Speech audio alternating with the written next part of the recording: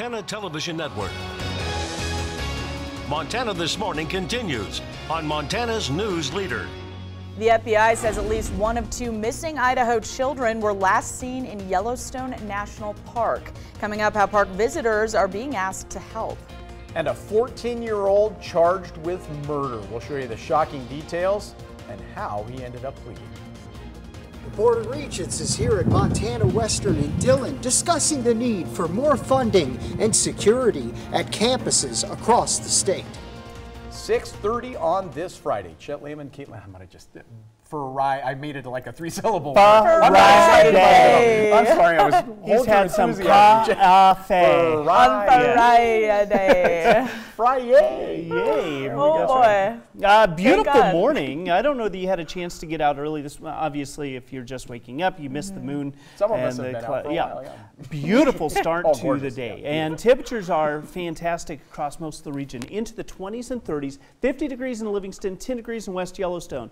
It's a big difference, but it's still warmer in West Yellowstone than it was yesterday. I'm looking at the bright side of this. We do have a thin veil of clouds out across the area. Makes for a beautiful sunrise. We'd love to see your photo. You can post it to our Facebook page, send it in an email, use our weather app. I'd love to see it. Temperatures into the mid to upper 50s today. It looks like we're still dealing with some wind, but we have some changes on the way. We're going to talk about that out on the Billion Auto Weather patio in just a few minutes. All right, thank you so much, Matt. Time now 6:31. Lori Vallow makes a court appearance in Idaho today. Yeah, her two children have been missing for months. She and her husband fled from Idaho shortly after an investigation got underway. John Lawrence reports. Welcome back, Lori. Where are your kids? Lori Vallow back in Idaho after waiving extradition from Hawaii. The 46-year-old faces numerous charges, including 2 felony counts of desertion and non-support of children. 17-year-old Tylee Ryan and 7-year-old Joshua J.J. Vallow were last seen in September. All of the authorities are concerned, and they have said since the beginning back in December that they believe Lori knows and she is deliberately misleading and not telling the truth. The FBI is asking anyone who was at Yellowstone Park on September 8th to turn in their videos and photos that may show J.J. and Tylee. Tylee wasn't seen after that day. J.J. was, so it made me very sad. It's a lot of emotions. According to court documents, Vallow asked people to lie to the authorities during the investigation into the disappearances. Bail is set at $5 million. She was asked to present the kids. She didn't do it. The prosecutors are going to say, if you were not concerned about violating that court order, who's to say you're going to return when you're required to return to court? I'm John Lawrence reporting. Vallow's husband, Chad Daybell, currently isn't facing any charges. Closer to home now, the 14-year-old uncle of a West Yellowstone boy found dead last month appeared in Gallatin County Court yesterday to be charged with deliberate homicide. And now, due to the serious nature of the crime, the video evidence, and the recommendation that he be tried as an adult, we are showing you his identity. MTN's Cody Boyer has been following the case and breaks down what we know. For the sole account of the information, deliberate homicide and felony, Mr. Sasser, how do you plead? Not guilty. Otherwise silent 14-year-old James Sasser III, from where he's being held at a youth detention facility in Billings, pleaded not guilty, being accused of killing 12-year-old James Alexander Hurley around February 3rd. When the person is less than 18 years of age, you could be punished by life imprisonment. The state requested Sasser's bail be set at $500,000, which went uncontested by his defense, with one request: give them 4 months before Sasser would return to court so they can further review the case. At that time, Judge Brown says the court would determine whether or not Sasser would be tried as an adult. To recap, Sasser III was arrested alongside his parents, Patricia Batts and James Sasser Jr., Hurley's grandparents. According to court documents, Batts had called 911, saying she found Hurley on the living room floor.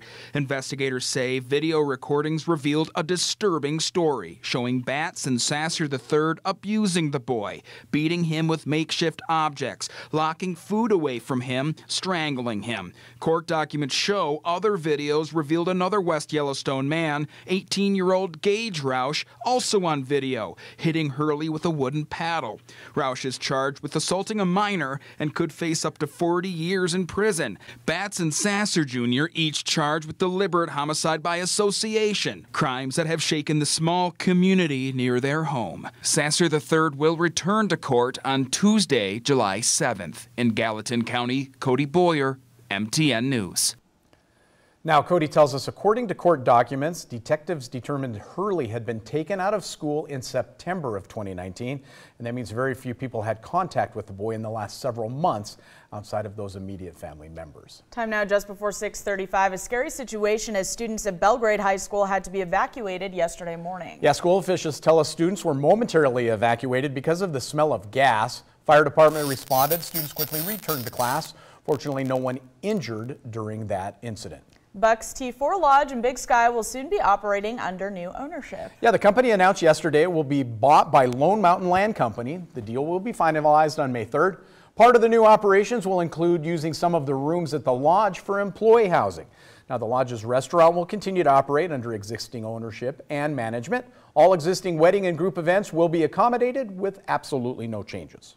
Yesterday, we were in Dillon for the first day of a two-day conference of the Montana Board of Regents, which oversees Montana's university system. You, of course, were there. We were there to kick that off as well. John Amy has more. The board spent the day taking a look at a number of issues at the state's 12 higher learning institutions.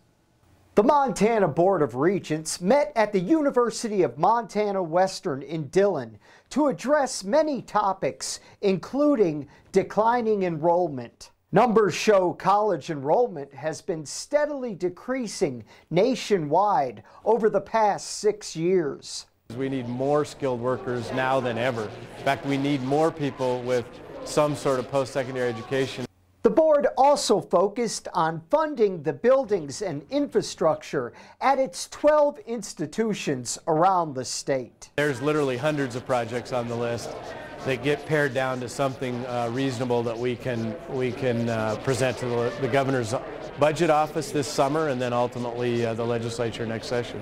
Another important issue the board addressed was seeking funding to upgrade security to buildings at all of Montana's campuses.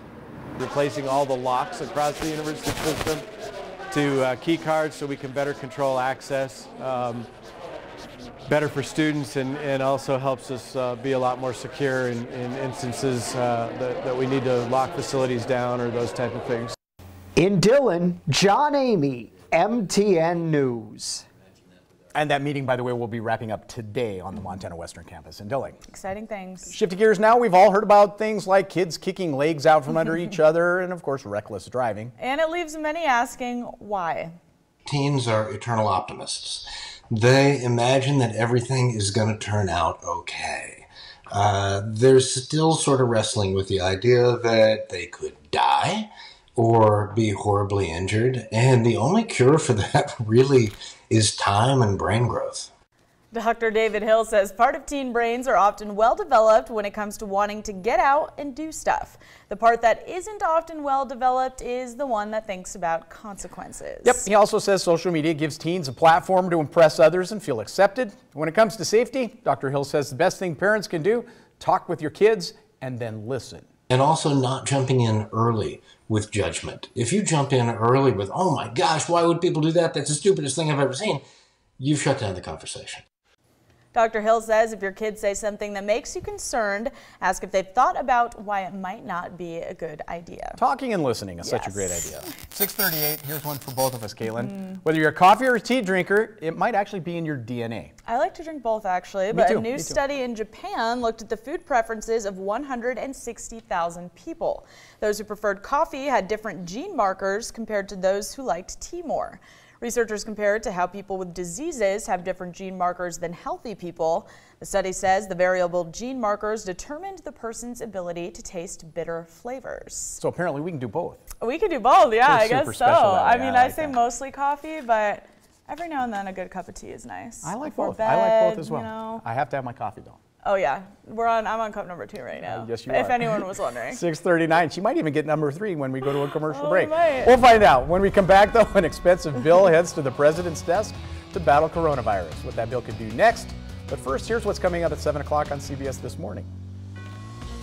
Good morning. Ahead on CBS This Morning, we're dedicating most of our broadcast, including the entire second hour, to special coverage of the coronavirus outbreak. We're in Europe, Asia, and across the United States to see how this rapidly spreading virus is affecting all parts of the globe.